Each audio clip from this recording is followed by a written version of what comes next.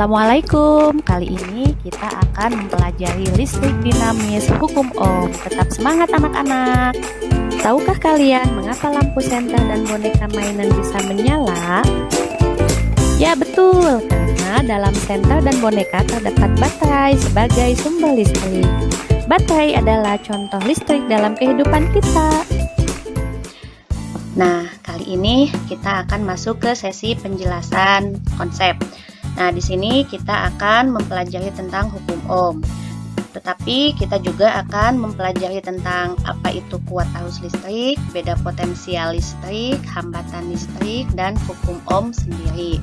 Kita bisa lihat di sini di setiap konsep yang akan kita pelajari itu sudah ada pertanyaan yang akan memandu kita dalam memahami materi yang akan kita pelajari setelah ini. Kita masuk ke bagian kuat arus listrik. Nah, yang pertama, apa itu arus listrik dan elektron? Kita lihat di sini ada suatu rangkaian. Rangkaian ada baterai, kemudian ada saklar on off dan ada lampu. Pada saat semuanya dihubungkan, maka kita lihat lampu akan menyala. Nah, ini adalah diagram rangkaiannya. Lalu kita lihat ada panah yang ke kiri dan ada panah yang ke kanan. Nah, untuk panah yang ke kiri itu menandakan kalau dari positif kemudian menuju negatif itu adalah arus listrik. Sedangkan untuk panah yang ke kanan itu menandakan arah elektronnya. Sehingga arus listrik itu adalah aliran muatan positif dari potensial tinggi ke potensial rendah. Karena tadi kita lihat di diagram rangkaiannya dia dari positif menuju ke negatif. Sedangkan kalau elektron itu alirannya dari potensial rendah ke potensial tinggi. Sehingga dari gambar diagram juga elektron itu dari negatif menuju ke positif. Kemudian yang selanjutnya, bagaimana arus listrik dapat mengalir pada suatu rangkaian? Kita bisa melihat ada yang namanya rangkaian terbuka dan ada rangkaian tertutup. Nah, di sini di rangkaian terbuka maka saklarnya itu terbuka sehingga rangkaian ini ada celah. Sedangkan untuk rangkaian tertutup itu nyambung. Nah, dapat kita lihat bahwa lampu pada rangkaian terbuka itu tidak menyala. Nah, ketika lampu tidak menyala atau mati, itu menandakan bahwa arus listrik tidak ada atau tidak mengalir. Kemudian pada rangkaian tertutup, kita lihat lampunya menyala. Nah, ketika lampunya menyala, itu menandakan kalau arus listriknya mengalir dengan baik. Sehingga dari kedua rangkaian ini, kita bisa mendapatkan kesimpulan bahwa arus listrik dapat mengalir jika dalam rangkaian tertutup. Kemudian kita bisa melihat di sini ada dua buah bola konduktor A dan B. Yang kedua buah bola konduktor itu mempunyai jumlah muatan yang berbeda. Kita bisa lihat bola A lebih banyak positifnya daripada bola B. Sehingga benda A atau bola A itu mempunyai potensial yang tinggi dan bola B itu mempunyai potensial yang lebih rendah. Maka tadi kita tahu bahwa arus listrik itu akan mengalir dari potensial yang tinggi ke potensial yang rendah. Maka arus listriknya akan mengalir dari bola A ke bola B. Sedangkan arus elektronnya dari bola B ke bola A. Nah, di sini kita dapat kesimpulan bahwa arus listrik dapat mengalir jika ada beda potensial. Oke, itu tentang bagaimana arus dapat mengalir pada suatu rangkaian. Jadi ada dua kondisi. Yang selanjutnya yaitu penjelasan apa itu kuat arus listrik. Dari tadi kita sudah memahami, oh ini arus listriknya bisa mengalir atau tidak. Sekarang apa itu kuat arus listrik? Kita lihat ada suatu rangkaian seperti yang tadi dan ini adalah diagramnya. Nah, di sini ketika rangkaian ini terhubung bisa menyebabkan lampu menyala. Nah, maka bisa dianalogikan kalau di rangkaian itu terdapat kuat arus listrik. Nah, kuat arus listrik itu adalah banyaknya muatan yang mengalir pada penghantar setiap detik. Nah, karena definisinya seperti itu, maka persamaannya adalah I sama dengan Q dibagi T. Dengan I adalah kuat arus listrik, satuannya ampere, kemudian Q adalah besar muatan, satuannya coulomb, dan T adalah waktu, satuannya sekon. Jadi kita bisa melihat kuat arus listrik I adalah jumlah muatan Q dibagi dengan waktu T. Nah, selain itu, kalau kita lihat persamaan I sama dengan Q dibagi T, maka kita bisa melihat hubungan antara kuat arus listrik dengan besaran yang mempengaruhinya, yaitu Q dan T. Nah, I dengan Q itu akan sebanding, ya. Maka semakin besar ketika jumlah muatan Q-nya banyak, maka kuat arus listriknya juga akan besar, ya, untuk waktu yang sama. Sedangkan kuat arus listrik dengan waktu T itu dia berbanding terbalik untuk muatan yang sama. Jadi apabila waktu muatan mengalirnya itu sebentar, maka itu akan mengakibatkan kuat arus listriknya sedikit atau kecil. Kemudian selain itu, besar muatan Q juga ditentukan oleh persamaan Q sama dengan N kali E, di mana N di sini adalah menyatakan banyaknya elektron, kemudian Q adalah besar muatan, dan E adalah muatan elektron. Jadi ketika kuat arus listrik itu adalah Q dibagi T, Q-nya itu adalah N dikali E, atau banyaknya elektron yang mengalir dikali dengan muatan elektronnya.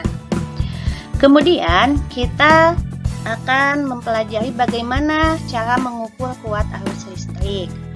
Nah, kita lihat alat untuk mengukur kuat arus listrik itu adalah ampermeter, ya, seperti dengan satuan kuat arus listrik ampere, ya, sehingga alatnya adalah ampermeter. Kemudian bagaimana si alat itu dirangkai dalam rangkaian. Jadi ampermeter itu harus disusun secara seri atau dihubungkan langsung. Nah, ini contoh rangkaiannya. Jadi di sini ada baterai, kemudian ada lampu. Setelah lampu itu dihubungkan langsung ke alat. Ini adalah ampermeternya, kemudian dihubungkan ke saklarnya. Nah, sehingga kalau misalkan kita lihat diagramnya, ini akan seperti ini. Jadi ampermeter ini dihubungkan secara seri pada rangkaian. Nah, bagaimana cara membacanya? Kita lihat ini adalah alat ampermeter. Di sini bisa kita lihat ada angka-angka, ada angka yang di bawah, ada angka yang di atas. Mangga itu akan menunjukkan hasil yang sama. Nah, kemudian di sini ada jarum. Apabila kita menghubungkan suatu rangkaian ke alat ini, maka jarum ini akan menunjukkan suatu angka. Nah, di sini ketika kita melihat angka yang paling ujung itu adalah skala maksimum, kemudian angka yang ditunjukkan oleh jarum, dan ada batas ukur. Ini batas ukur yang bisa dipakai. Kenapa? Karena nanti kita dalam menentukan hasil atau membaca hasil pengukuran ini, salah satunya ditentukan oleh skala batas ukur yang dipakai. Contoh, jadi bagaimana hasil bacaan kuat arus listrik itu nilainya akan sama dengan nilai yang ditunjuk oleh jarum dibagi dengan nilai maksimum dikali dengan batas ukur yang dipakai. Contoh di sini nilai yang ditunjuk jarumnya menunjukkan angka 34. Di sini 0, 10, 20, di sini 40, maka di sini 30 lebih 2 dikecil, maka di situ adalah yang ditunjuk oleh jarum 34.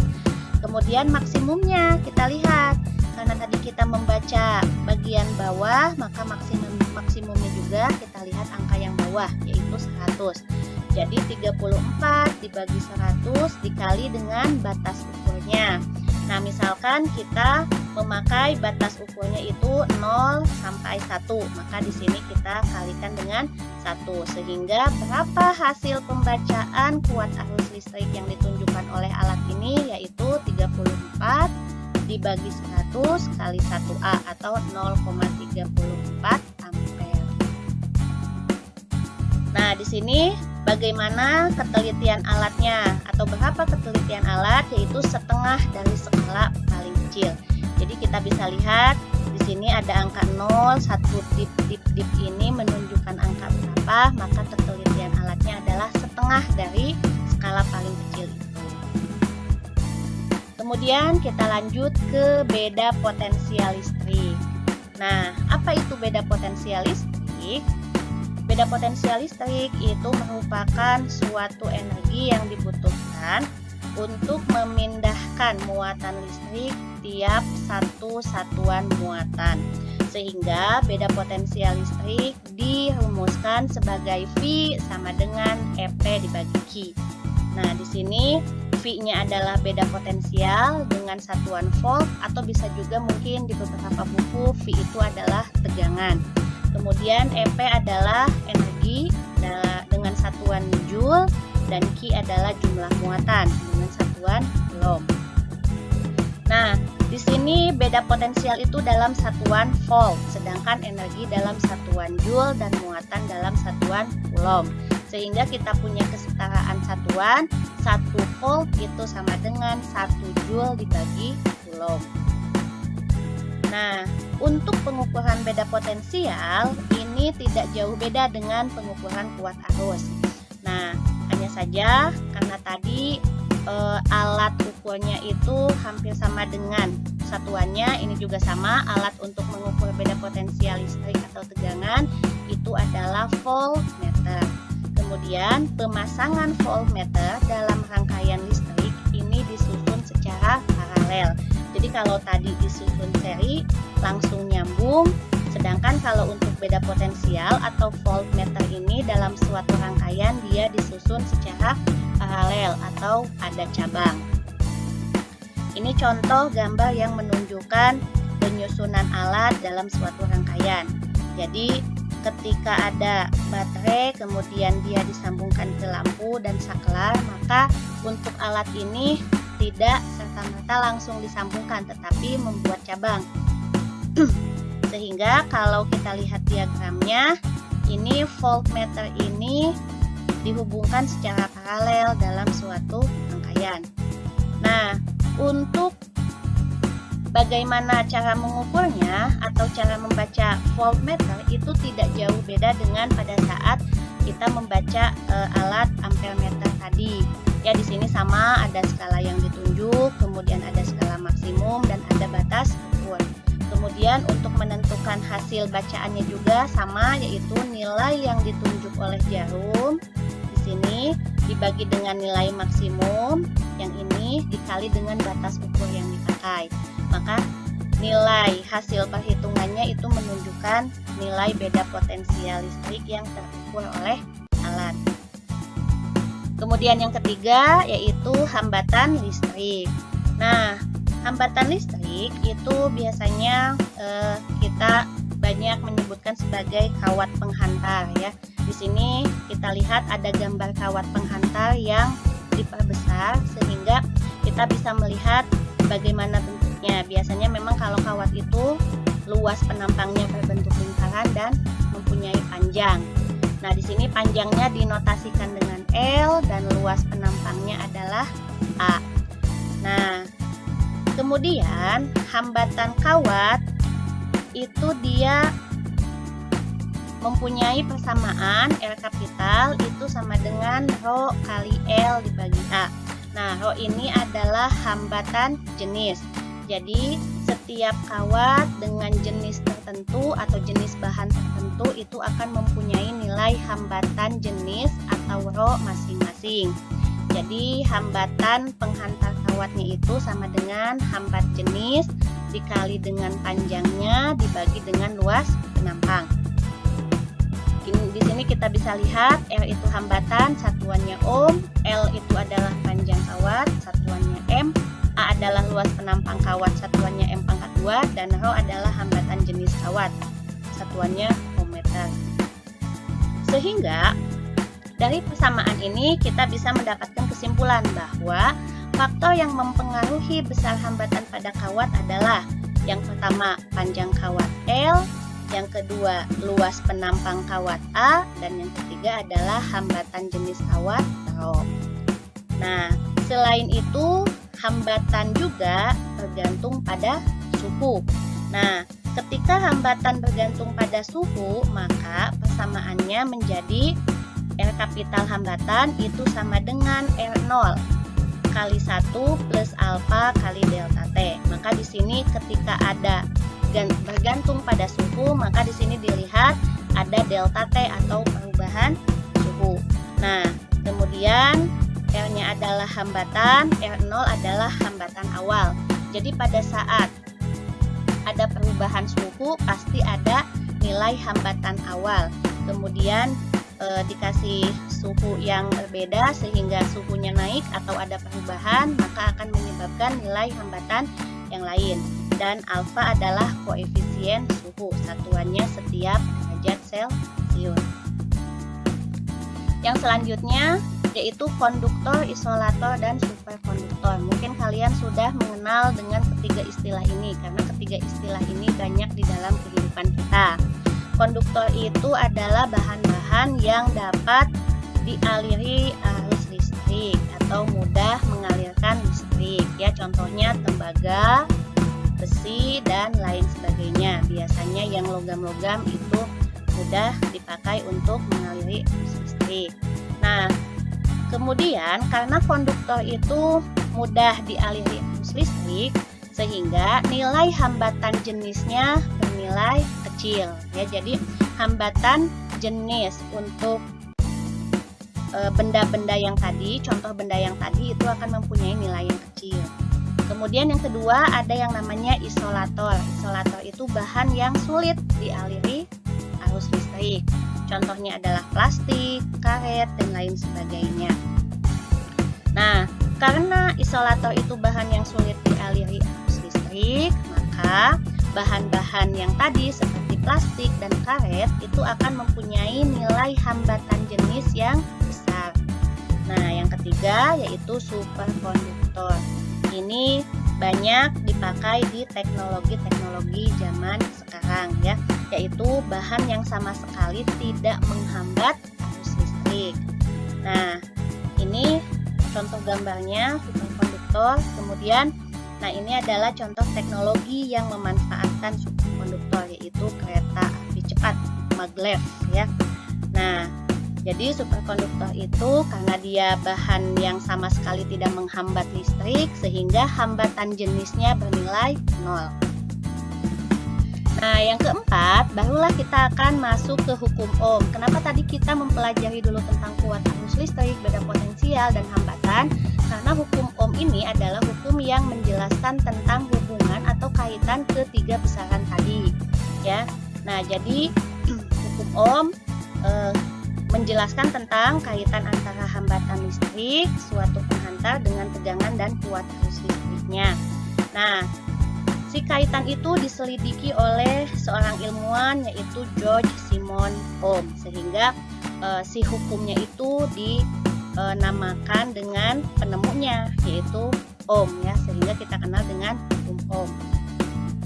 Nah, George Simon Ohm ini mendapatkan hasil bahwa semakin besar kuat arus listrik I, beda potensial V-nya itu semakin besar untuk suatu nilai hambatan yang tetap.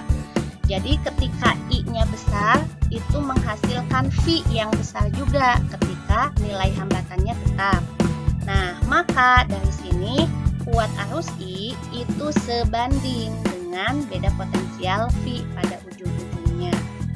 Sehingga dari hasil yang tadi didapatkan dapat dirumuskan kalau V itu sama dengan I kali R ya. Jadi beda potensial itu sebanding dengan kuat arus listrik untuk suatu nilai hambatan yang tetap. Nah, di sini V sama dengan I kali R ini kita kenal dengan hukum Ohm ya, dengan V adalah beda potensial, satuannya volt, I adalah kuat arus listrik, satuannya ampere A, dan R kapital adalah hambatan listrik, satuannya ohm. Nah, lalu bagaimana grafik hubungan V terhadap I pada hukum ohm? Kita bisa lihat, karena tadi beda potensial V itu sebanding dengan kuat arus listrik, maka grafiknya yang akan kita dapatkan adalah linear ya. Jadi grafik V ini yang ke atas atau sumbu Y, dan I kuat arus listrik itu yang ke samping atau sumbu X. Itu ketika dimasukkan data-data hasil percobaan yang sudah dilakukan menunjukkan pada kita bahwa grafik hubungan beda potensial V terhadap kuat arus listrik adalah linear ke atas. Nah, di sini menandakan kalau beda potensial itu sebanding dengan kuat arus listrik I, dan hukum ohmnya yang dirumuskan adalah V sama dengan I kali R kapital. Nah, sehingga kalau kita akan menghitung berapa sih hambatannya, maka kita cukup bisa di sini V sama dengan I kali R. Kalau kita ambil R-nya saja, maka sama dengan V dibagi I. Jadi hambatan itu sama dengan beda potensial dibagi dengan kuat arus listriknya.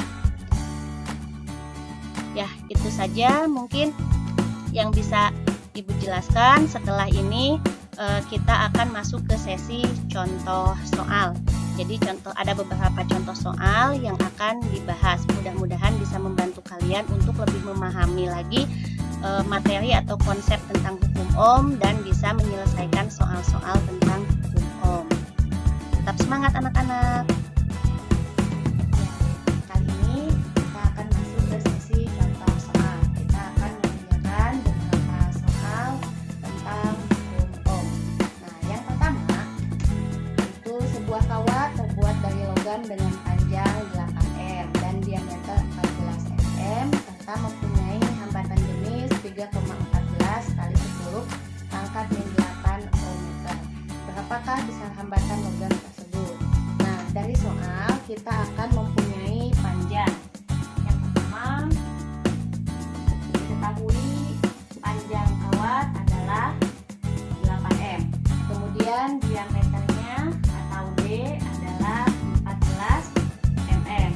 Kita ubah satuannya jadi 14 10 pangkat min 3 m.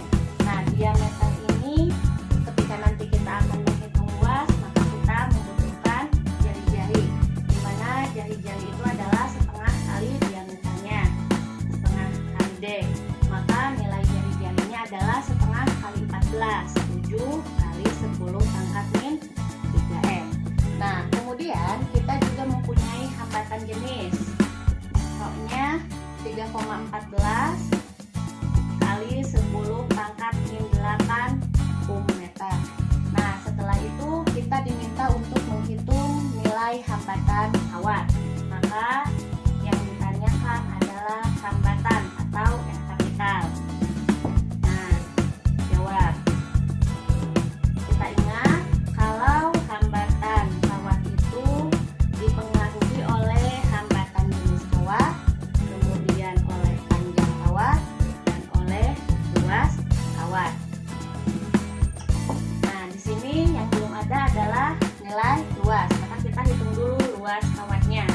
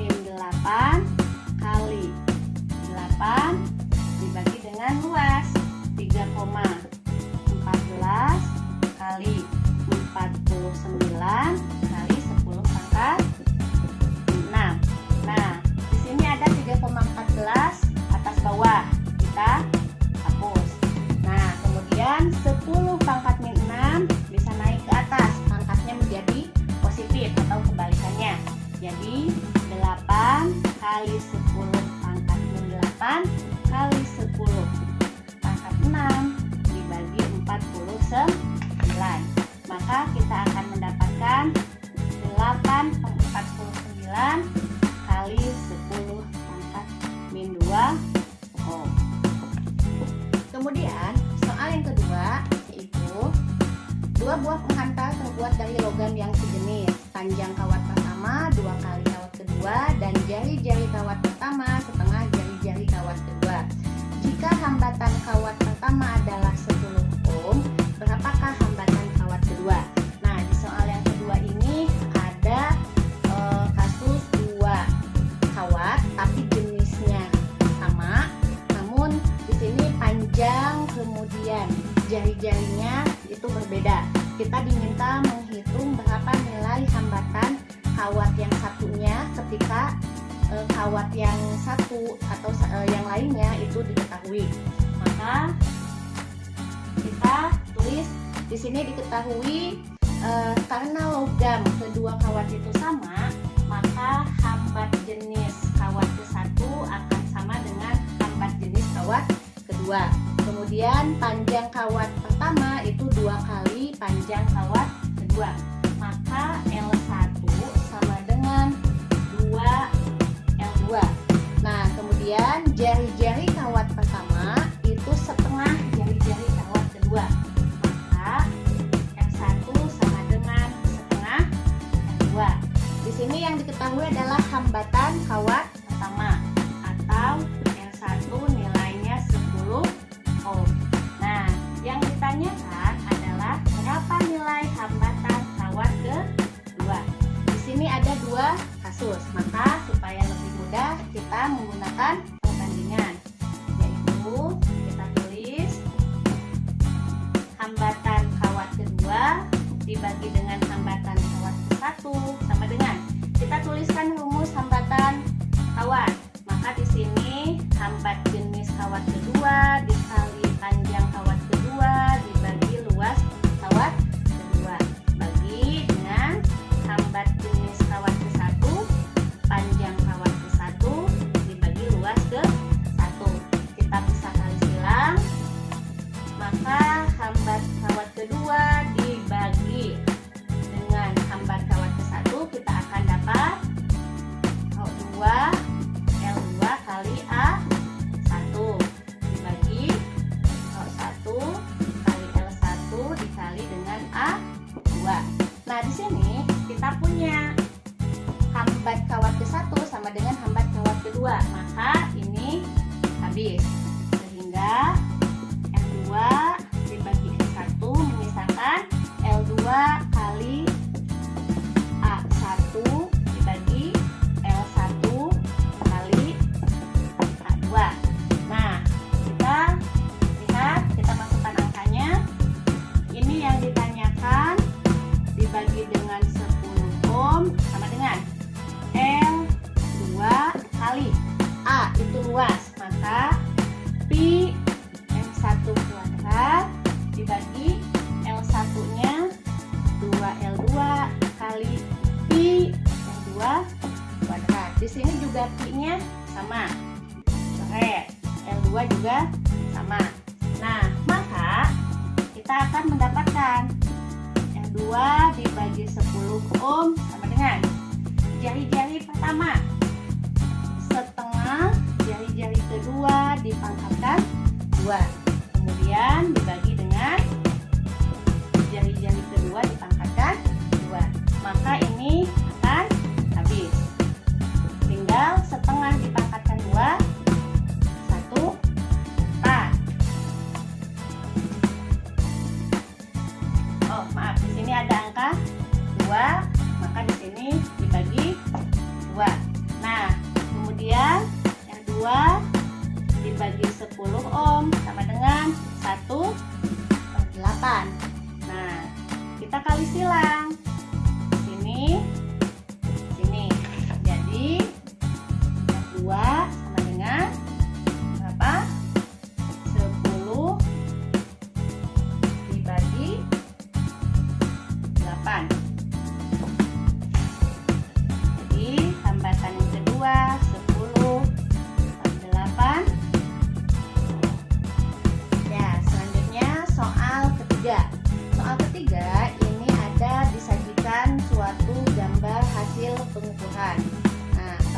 Sajikan gambar pengukuran pada rangkaian listrik di samping. Beda potensial pada ujung-ujung hambatan 10 ohm adalah, maka kita akan menuliskan apa yang diketahui dari soal. Nah, kita bisa melihat nilai hambatannya adalah 10 ohm. Maka R-nya adalah 10 ohm. Kemudian disajikan gambar hasil pengukuran. Nah, di sana itu menunjukkan hasil pengukuran tentang kuat arus. Maka kita bisa menuliskan I sama dengan, lihat nilai atau angka yang ditunjukkan oleh jarum, yaitu 30, dibagi dengan nilai maksimum, yaitu 50, kalikan dengan batas pengukuran yang dipakai, yaitu antara 0 dan 1, maka kalikan dengan 1A. Nah, maka di sini kita akan mendapatkan 3/5 kali 1, yaitu 0,6A, yang merupakan nilai I kuat arus. Nah, yang ditanyakan adalah berapa nilai beda potensial pada ujung-ujung hambatan. Maka kita diminta menghitung nilai V, beda potensial. Nah, di sini kita akan menggunakan hukum Ohm. Hukum Ohm menyatakan bahwa V sama dengan I dikali R hambatan. Nah, kita masukkan angka-angkanya. I-nya 0,6A dan hambatannya adalah 10 ohm. Maka 0,6 kali 10, 6 ampere ohm itu sama dengan volt. Jadi nilai beda potensial antara ujung-ujung hambatan 10 ohm adalah 6 volt. Ini untuk soal yang ketiga. Ya, untuk soal selanjutnya yaitu soal keempat. Di sini ada seekor ulat yang panjangnya 2,5 cm bergerak searah dengan gerak aliran elektron pada sebatang kawat tembaga berdiameter 2 mm yang membawa arus 8A. Jika hambatan kawat adalah 1,6 kali 10 pangkat min 8 ohm meter, maka beda potensial antara kepala dan ekor ulat adalah. Maka di sini kita coba tuliskan yang diketahui adalah panjang L 2,5 cm. Kita langsung ubah satuannya ke satuan SI sama dengan 2,5 kali 10 pangkat min 2 M. Kemudian diameter kawat 2 mm, D-nya 2 mm. Nah, maka kita akan punya jari-jari nilainya 1 mm. Ya, 1 mm itu 1 kali 10 pangkat min 3 M. Nah, kemudian membawa arus 8A. I-nya 8A. Jika hambatan kawat adalah 1,6 kali 10 pangkat min 8. R-nya adalah 1,6 kali 10 pangkat min 8 ohm meter. Yang ditanyakan apa? Yang ditanyakan adalah beda potensial antara kepala dan ekor ulat. Maka di sini kita akan menghitung nilai V. Nah, karena ada I, ada R kapital, ada V, maka kita akan memakai hukum Ohm.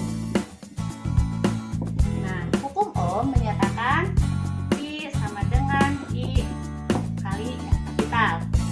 Nah, tapi di sini, oh maaf, ini hambatan jenis, maka rho ya. Nah, jadi di sini kita akan menghitung V-nya itu dengan I-nya adalah 8. Nah, yang hambatannya kita pakai, maaf, kita tulis dulu ini sebagai I. R kapitalnya itu adalah hambat jenis kali R dibagi A. Jadi kita hitung dulu hambatannya. Maka di sini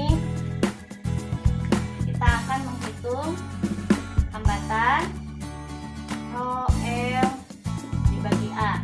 1,6 kali 10 pangkat min 8 dikali panjangnya 2,5 kali